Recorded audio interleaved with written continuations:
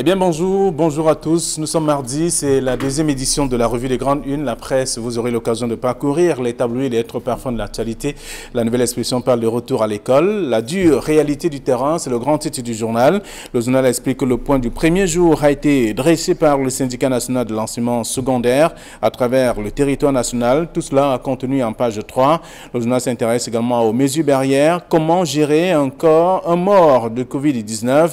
La Société camerounaise de médecine légale a communiqué un chapelet de précautions à prendre donc lorsqu'il faut manipuler la dépouille d'une personne décédée des suites de coronavirus. De précieux conseils pour tous à lire en page 6.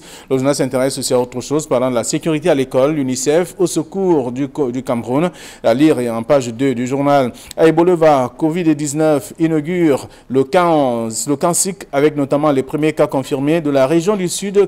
Ces cas confirmés justement sont les premiers locataires des logements sociaux où ils sont donc mis en quarantaine pour des soins appropriés et intensifs. On peut découvrir tout cela en page 4 de la nouvelle expression disponible en kiosque ce matin. Toujours dans la presse, il y a le quotidien Mutation qui parle de reprise des classes avec le masque des mauvais jours. C'est ce que le journal propose comme grand titre ce matin. On peut lire également la suite dans le journal et aussi d'autres informations parlant notamment de la région de l'Est Cameroun, bataille autour du tabac. C'est ce que le journal propose aussi. Et puis l'essentiel Cameroun parle du Covid-19 avec la riposte scolaire. C'est le journal qui propose donc ces éléments-là avec d'autres informations aussi dans le même journal. Émergence pour sa part parle de Sonara. Il faudra 250 milliards de francs CFA pour la réhabilitation. C'est le journal qui le propose. Et parlant de rentrée scolaire, ces établissements scolaires qui ont d'ailleurs boudé les mesures barrières à lire dans le journal Émergence. Cameroun Tribune parle également de reprise des cours. C'est parti. C'est le titre proposé par le journal. C'est justement un constat fait par la grande équipe et tout un dossier proposé par le numéro de ce matin de la page 6 à la page 10. Vous aurez l'occasion de parcourir tous ces angles de traitement. Le journal Le Jour parle de recettes pétrolières, une perte de 300 milliards de francs CFA des sources à la Société nationale des hydrocarbures anticipe d'ailleurs une baisse de 70% des revenus pétroliers en 2020 dû donc à la crise du Covid-19. C'est ce que le journal propose. Le journal parle également du coronavirus avec la rentrée scolaire. Malgré tout, c'est dans le quotidien Le Jour de ce matin. Le Messager, pour sa part, parle de tribalisme au Cameroun, les vérités de Ange Michel Anguen. D'ailleurs, le journal fait savoir que pour l'ancien membre du gouvernement, nul n'ignore que chaque grand homme et Betty a donc un prête-nom, Bamileke, pour faire les affaires. C'est ce que le journal propose. Tout un article également à lire dans le journal ce matin. Vous aurez l'occasion de parcourir le sujet en question. On parle de la gestion du Covid-19. Le gouvernement impuissant face donc à plusieurs cas évoqués par le numéro de dossier proposé par le tabloïd Le Messager de ce jour. D'autres informations sont également à lire si vous faites un tour en kiosque. Le journal L'économie s'intéresse à l'actualité parlant du numéro d'identification unique. Dernière ligne droite pour les contribuables. C'est à découvrir dans le journal. On parle également des stratégies avec l'ordonnance du JICAM aux petites et moyennes entreprises pour faire face au coronavirus. C'est dans le journal disponible en kiosque ce matin. Et puis le journal Éco-Santé s'intéresse à la rentrée scolaire et académique. 400 écoles désinfectées à Yaoundé 3. Et c'est à lire dans le journal. On parle également de cette même rentrée académique avec le dispositif de sécurité renforcé à l'université de Ngaoundéré et également dans plusieurs autres localités. C'est à lire dans le journal Éco-Santé de ce matin. Voilà ce que la presse nous propose, que nous avons reçu à notre rédaction ce mardi. Donald Brice, bonjour et bienvenue. Bonjour Flavien, bonjour à nos téléspectateurs. Je voudrais dire bonjour à Camille et à tous ceux qui nous suivent ce matin à Minkan dans le sud. Voilà, merci. Minkanou, un village célèbre, devenu célèbre depuis quelques semaines. Non, avec son chef qui est un dur à cuire. Voilà, dur à cuire, c'était le titre de Mutation. Voilà. Bonjour Flavien Ballon, bonjour Donald Prescamgan, bonjour téléspectateurs d'Equinox Télévision et bonjour à tous ceux qui, comme moi, s'étonnent que depuis que la société américaine n'est ballottée, que des policiers tirent sur les civils, qu'il y a déjà près d'une cinquantaine de morts et plusieurs centaines de blessés, que ni Human Rights Watch ni Amnesty International ne se soient fondés de déclarations, et encore moins, ni le Sénat américain ne s'est pas réuni pour prendre une résolution pour... non, écoutez, c'est tout le monde qui se dit que bon, c'est bon quand on parle du Cameroun, c'est bon quand on parle des stades bananiers, mais quand dit bananier, mais quand ça se passe aux États-Unis, le pays de la liberté, où les policiers tuent en direct un simple contribuable et où maintenant la population excédée descend dans la rue, non, personne n'en parle. Et voilà, donc on reste dans l'actualité également ce matin, proposée par la presse, notamment le retour à l'école avec la dure réalité du terrain. Le constat pour la première journée est fait également ici par le journal. Le point du premier jour a été dressé par le syndicat de l'enseignement secondaire à travers le territoire national. C'est ce que nous propose la nouvelle expression. Oui, la nouvelle expression ce matin s'appuie sur le pointage qu'a effectué le SINAES. Le SINAES, c'est le syndicat national des enseignants du supérieur qui a balader ses équipes dans un certain nombre d'établissements scolaires à travers le territoire national pour constater la reprise de ces cours hier 1er juin. Et le constat que dresse ce syndicat, c'est bien qu'il y a des disparités dans la reprise des cours dans certaines régions, notamment l'extrême nord. Le pointage indique qu'un taux important d'élèves était présent en classe et que les dispositifs de lutte et de protection des élèves et des enseignants étaient en place. Mais quelques curiosités, d'après ce que indique le syndicat, c'est que certains établissements en centre-ville n'ont pas de matériel de protection. L'exemple du lycée bilingue d'application de Yaoundé, qui indique que le syndicat n'avait pas de gel hydroalcoolique.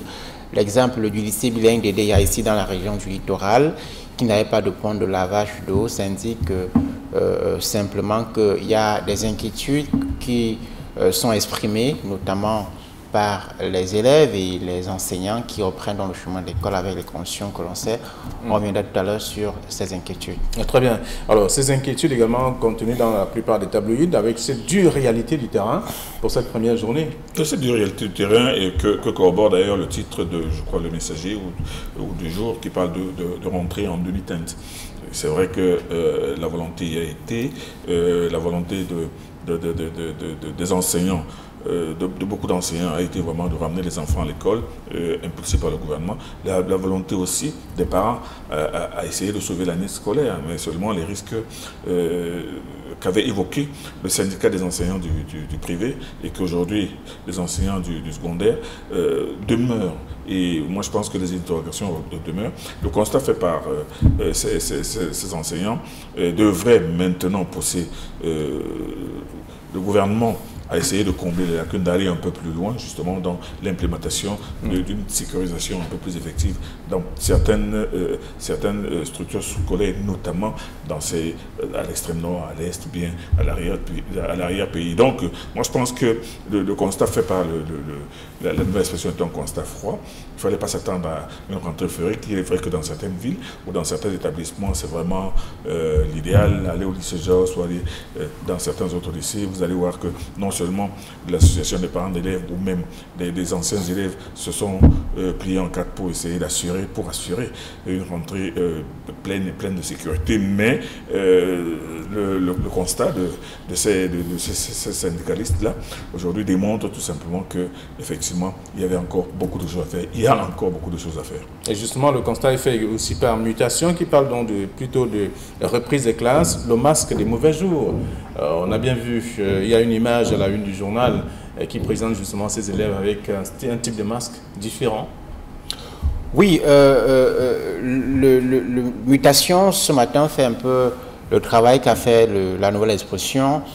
Mutation a fait des reportages à Yaoundé, à Douala, à Bertois, à Kribi dans le sud, mais également à Bafoussam. Ces disparités ressortent effectivement, et si dans certains établissements scolaires cotés comme le lycée Georges qu'évoquait un instant Camille, il y a évidemment des kits qui sont en place. Des établissements scolaires de l'arrière-pays, il est clair que le niveau de sécurité ne peut pas être le même.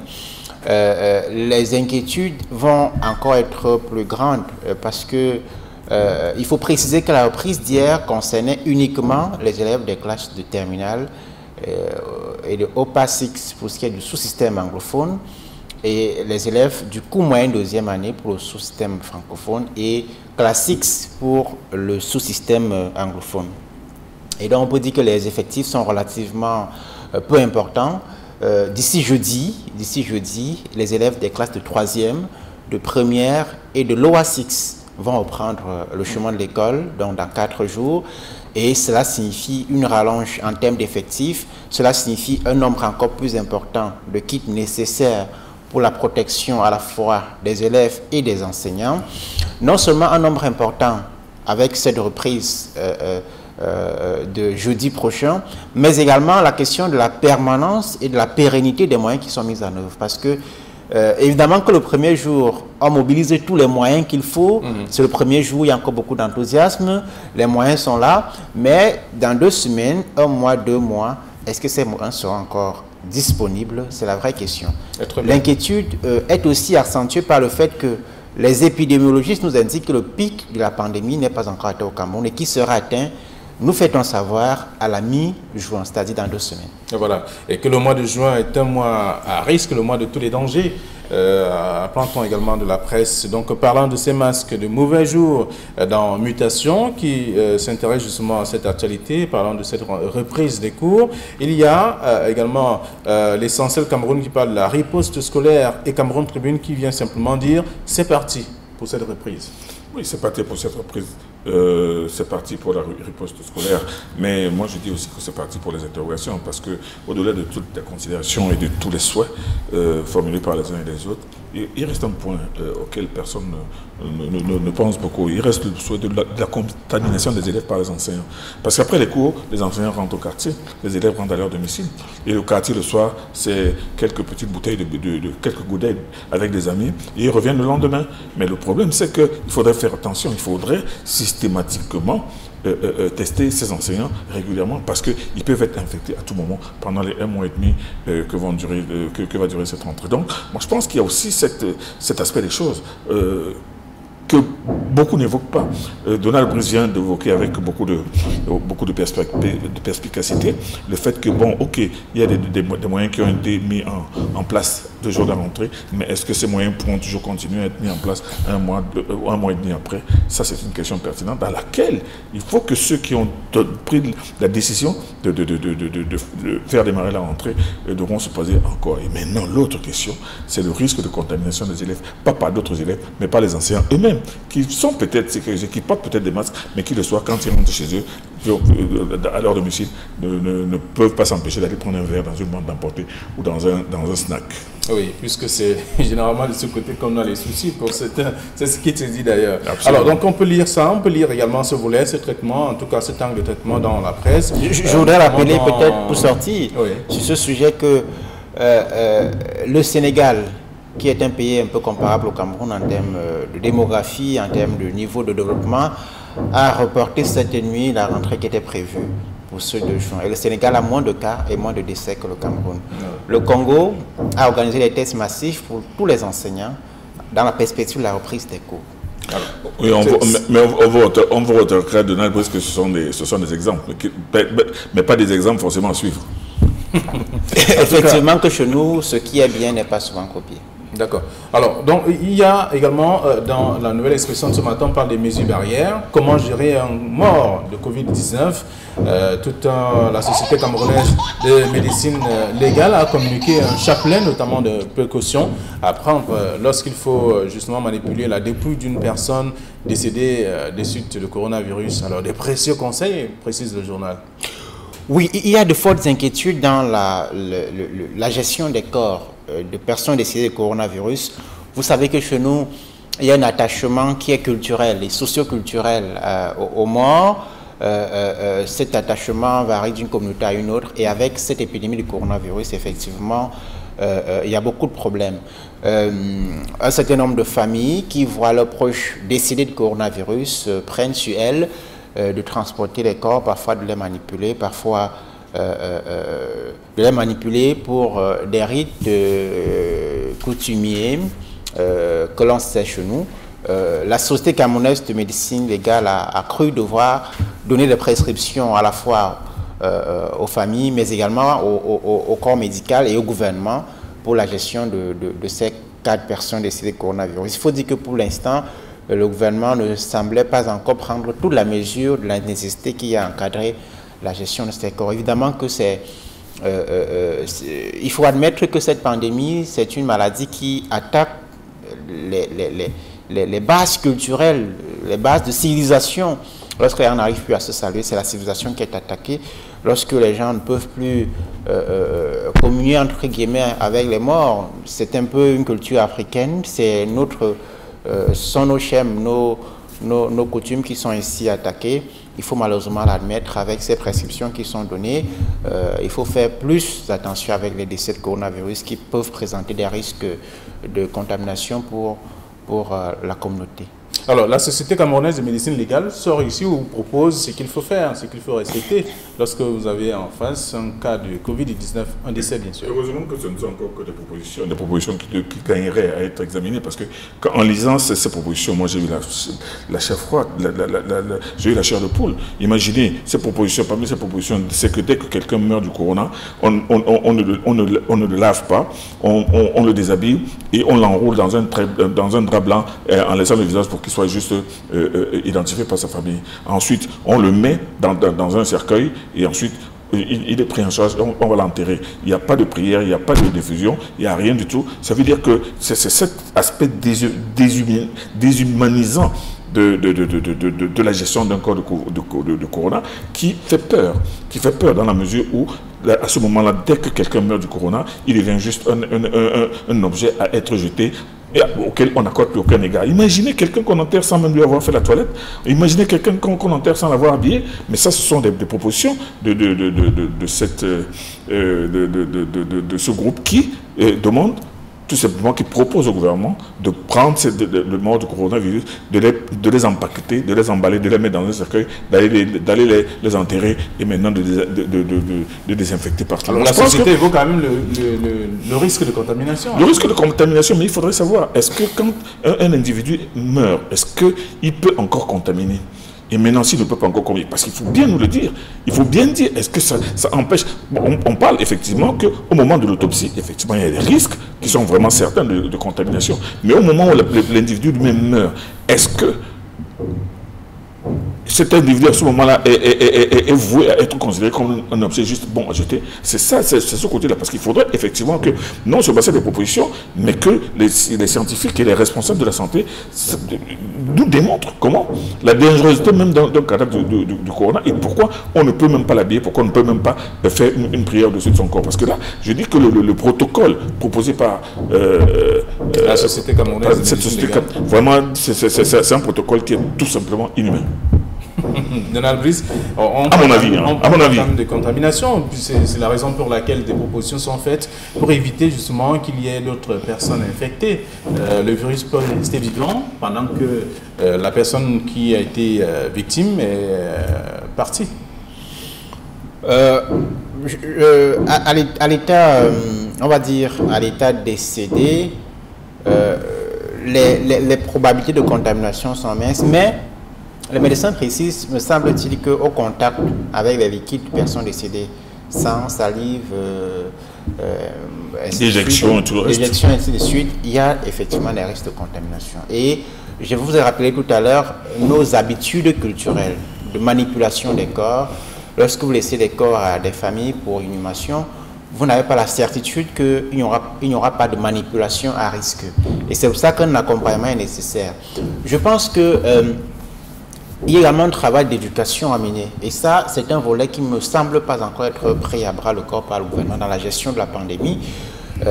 C'est peut-être la prise en charge qui est en priorité, mais il y a également la gestion effectivement des décès. Il faut dire aux familles que c'est pour leur sécurité qu'on prend ces mesures d'inhumation immédiate et de non-remise de corps aux familles, dans le principe, puisque dans beaucoup de cas, on a vu que certaines familles se retrouvent à l'écart de personnes décédées. Il y a un travail de coaching, de suivi, de conseil, de sensibilisation, de suivi psychosocial, d'accompagnement psychosocial des familles qui voient leurs proches décédés il faut leur expliquer pourquoi on ne souhaite pas qu'ils aient la charge de la gestion du corps. Ils peuvent le voir, mais la gestion du corps doit être dévolue aux autorités communales, aux autorités médicales qui ont l'expertise pour le faire. Et ça, effectivement, lorsque les gens sont dans la peine, il faut pouvoir leur expliquer de façon vraiment posée, de façon vraiment diplomatique, les bienfaits de cette gestion par des mains expertes. Vous savez, Donald Brice-Kamga, que les habitudes ont évolué, du moins dans les villes. Vous savez très bien que il y a longtemps, dans les villages, quand une personne mourait, on procédait à ce qu'on appelle les autopsies traditionnelles, qui étaient des foyers et des vecteurs de contamination extraordinaires, des toilettes mortuaires qui étaient très très poussées, où on était vraiment en contact avec même les sécrétions, les dernières sécrétions des morts. Mais entre-temps, on a évolué. On sait très bien que dans les morts aujourd'hui, ce sont les thanatopracteurs, c'est comme ça qu'on les appelle, pas morguiers, thanatopracteurs, qui s'occupent des corps, qui les lavent, qui les habillent et qui les mettent dans leur cas. C'est-à-dire qu'il y a moins de manipulation du corps par les familles. Les familles arrivent à la mort, trouvent leur mort déjà détaillé, déjà habillé comme ça serait. Il est vrai avec la famille à côté et ensuite le corps s'en va. Mais aujourd'hui, pourquoi ne pas faire procéder au moins à la toilette du mort? Pourquoi ne pas laver une personne, faire laver une personne par ces spécialistes justement du corona? C'est-à-dire que si vous étiez, si vous avez déjà passé 3 jours sans vous laver, vous repartez avec votre saleté, hein, vous n'êtes pas habillé et on ne peut même pas faire une prière tout simplement parce que vous donnez danger. Moi, je pense qu'il y a un travail de fond. On peut faire la prière avec un corps emballé aussi. Oui, on peut faire la prière, mais seulement dans le protocole, ce n'est pas indiqué. C'est-à-dire que d'abord, le corps doit être enterré dans les 24 heures et ensuite doit être enterré dans un endroit bien déterminé. Et pas question de l'enterrer dans votre propre maison. Et le corps doit être enterré dans la ville où il meurt. Ce qui bouscule aussi certains us traditionnels. En tout cas, on comprend qu'il y a un travail pédagogique qui doit être fait. Un travail, mais moi je pense de réajustement aussi, de réajustement pour ne pas continuer à heurter les réalités sociétales de notre communauté. Mesures barrières, comment gérer encore de Covid-19, c'est ce que le journal propose en page 6, c'est la nouvelle expression. Alors on va poursuivre avec le quotidien Le Messager qui parle des vérités, qui parle du tribalisme au Cameroun avec les vérités de Ange-Michel Angouane, qui est l'ancien ministre de la fonction publique de la réforme administrative. Il fait savoir que nul n'ignore que chaque grand homme bêtis a un prête-nom Bamileke pour faire des affaires.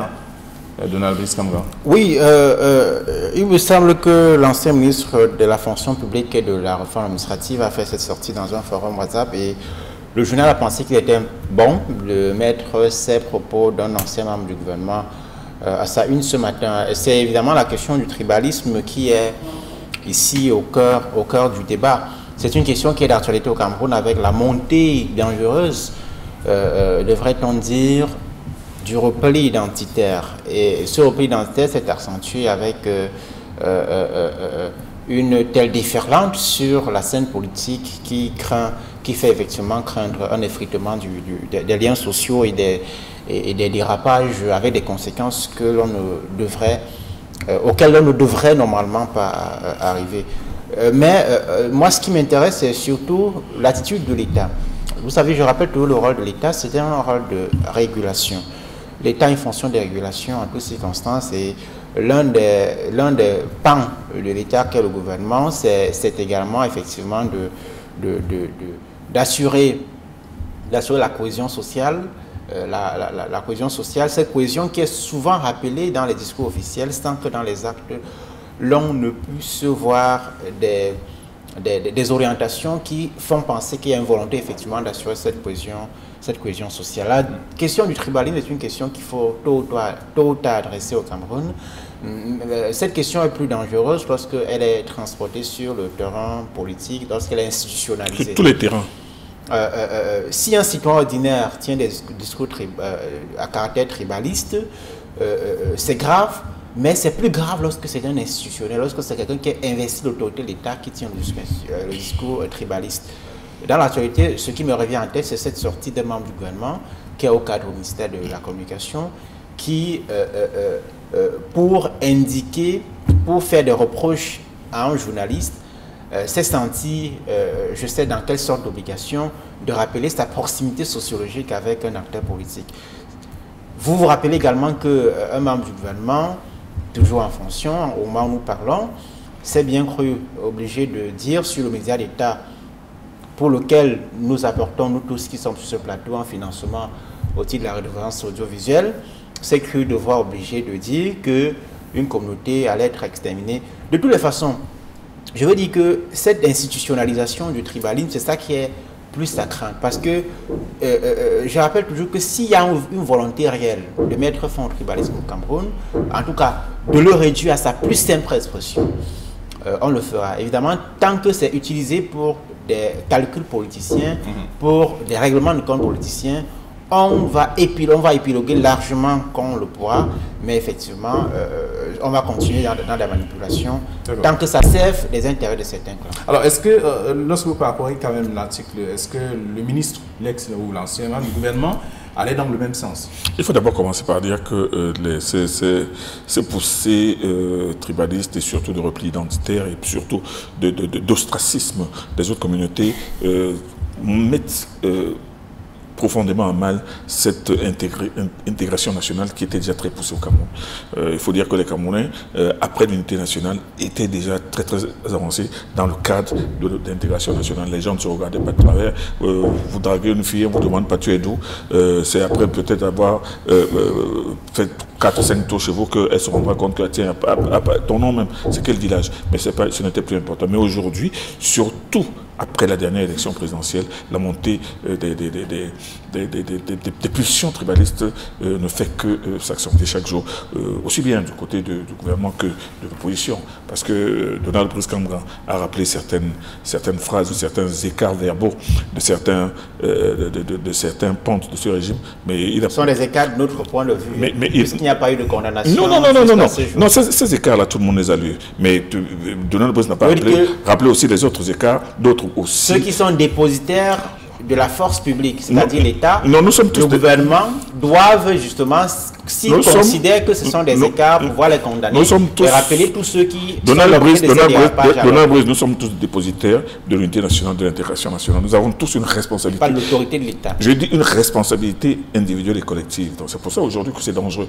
Mais ce que je retiens dans les propos de M. Michel Angouin, que l'on a conduit dans une autre ville comme un brillant magistrat, et c'est d'ailleurs certainement ce qui lui a valu d'être nommé ministre de la République. Aujourd'hui, quelques temps après être rentré au village, parce que après qu'il soit sorti du gouvernement, on ne l'a pas ramené dans la magistrature. Donc aujourd'hui, est-il allé en retraite ou bien est-il allé au village en attendant d'être nommé de nouveau, on ne sait pas.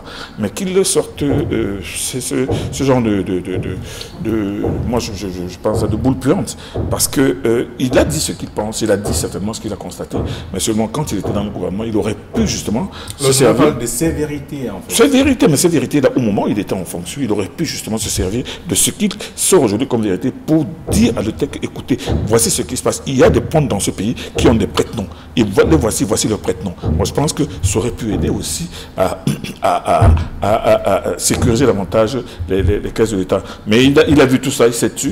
Il s'est contenté de constater et les pontes et leurs prête-noms. Et maintenant, quelques temps après, il commence à balancer les pavés dans la mare. Bon, ça ne fait que commencer. D'autres aussi vont sortir des pavés dans la mare. Et les pavés dans la mare, moi je vous assure qu'on en jetterait dans ce pays, parce que tous ces déçus, tous ces aigris, tous ceux qui ont fait partie du système et qui ont été éjectés ou qui ont été envoyés en prison, le jour viendra où en recourant la liberté ou en se retrouvant tout simplement dans certaines conditions où on va commencer à régler les comptes et à dire des vérités qui ne seront pas forcément toutes bonnes à entendre. Donc moi je dis aujourd'hui que pour le point de vue de M. Michel Angouin, c'est un point de vue, mais c'est du déjà entendu, c'est du connu. Tout le monde sait à peu près comment ça se passe. Et il y a même certains, quand ils voient pousser, par exemple, une grande centrale d'achat qui est multipliée, dont les immeubles sont multipliés par 1 dans ce pays, on sait très bien à qui ça appartient et tout le monde se tait, mais on se dit que ce n'est pas possible que une centrale d'achat puisse pousser et être aussi florissante. Donc, ce qu'il dit aujourd'hui rejoint tout simplement ce que pense Touba et ce que se propose de dire aussi un jour ou l'autre certains déçus du régime. Je ne peux qu'être très gêné lorsque j'entends Camille dire que penser chaque fois que lorsqu'on émet un point de vue défavorable vis-à-vis d'une certaine opinion, alors on est écrit. Monsieur Angouin de façon peut-être un peu caricaturale, a voulu indiquer que les communautés nationales ont d'une façon ou d'une autre... Pourquoi maintenant? Ont d'une façon ou d'une autre voulu... Il a voulu dire que les communautés nationales ont d'une façon ou d'une autre des liens et que ce sont ces liens-là qui devraient être importants pour nous, que c'est cette diversité que nous avons qui devrait pouvoir faire notre force et non l'inverse. Malheureusement, Camille estime que parce qu'il est sorti du gouvernement, alors il est subitement devenu... Non. J'ai dit Donald Bruce que quand il était aux affaires, il aurait pu se servir de ses connaissances, de cette connaissance-là, qu'il avait et qu'il a. Je ne dis pas qu'il est sort aujourd'hui parce qu'il attend d'être nommé. Il est sorti, il aurait pu redevenir magistrat. Une autre lecture démontre qu'entre les Bétis et les Bamileke, c'est les 100 nuages. Apparemment, à travers ce qu'on peut lire également, c'est une autre lecture. Chacun peut faire une lecture. C'est sa lecture, effectivement. De ce qu'on a fait dans le Messager de ce matin. C'est tout un dossier que je vous invite à lire. Également, dans d'autres tabloïds aussi, vous aurez l'occasion de parcourir et être parfum de tous les sujets qui ont été traités, selon notamment les sensibilités. Alors, je vous dis merci d'être venu également sur ce plateau. Demain, nous serons mercredi et ce sera la troisième édition de la semaine de la Revue des Grandes Unes. Et il sera donc 9h20. Bonne journée à tous.